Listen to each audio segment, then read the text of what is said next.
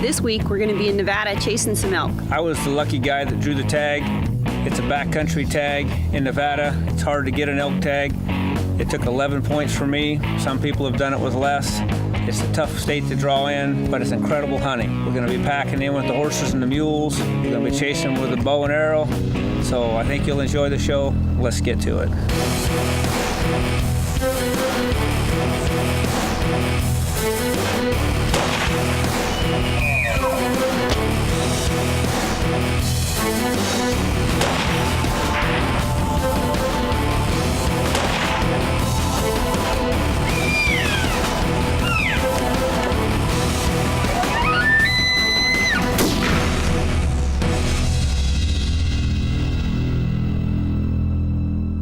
Well, this is an early archery hunt. It actually starts about the third week in August, and it runs through the, I think it's the 12th or 13th of September. But we were there for opening day.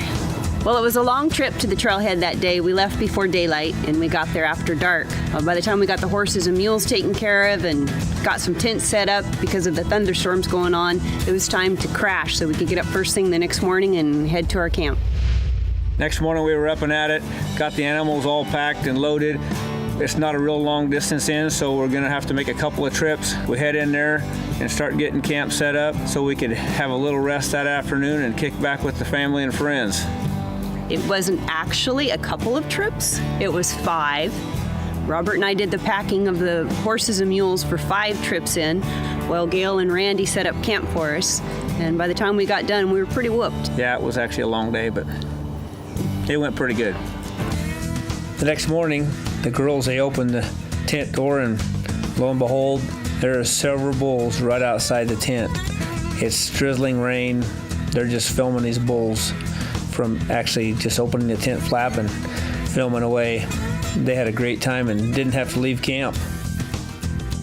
Robert, Brett, and I headed up on the mountain and before daylight so we could get some spotting in. And well, it wasn't long after we got up on the mountain that we also spotted a herd, and off in the distance worked over there and started looking at them. And there was a lot of elk in that bunch also. We stayed out there till midday, seen a lot of elk in just about every war canyon we looked in. We were pretty excited. We figured, well, we'll go back to camp and hang out with the gals and just have a good time around camp and try to get back out there later in the afternoon, just before dark. Candy and I's humble abode, the interior. Warm in here in the daytime. The Matthews Creed. Hopefully it'll find a good bull tomorrow and see what happens. And we headed out to scout that night. Got up on a hilltop where we planned on going the next morning and saw more animals again. It's just incredible. There was animals everywhere. It was beautiful. And got us a plan together what we wanted to do first thing in the morning.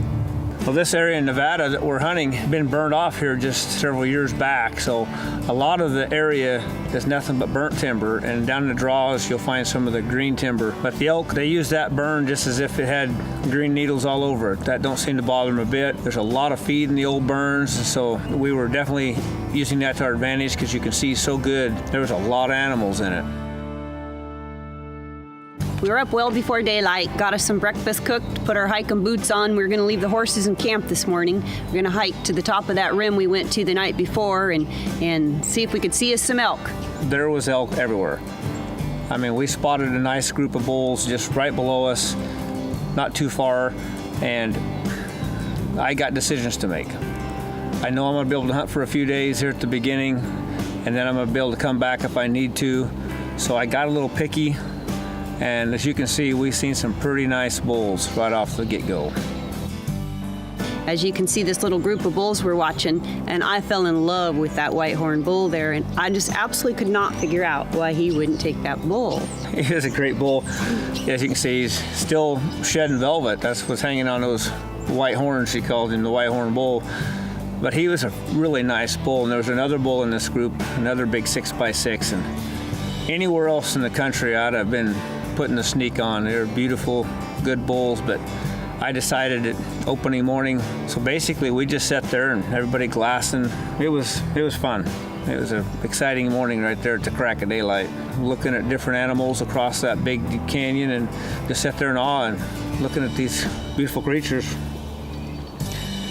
Candy thought I'd lost my mind, but Welcome to Extreme Desire, Western big game hunting. It's not always perfect, but it's always real. Proudly brought to you by Benchmade Knives, made in USA. Cabela's, world's foremost outfitters. Coast Products, professional tools for the outdoors. Hanwag Boots, outdoor footwear since 1921. And Kafaru International, gear for life. Free range, public lands, Western big game hunting. It's our extreme desire.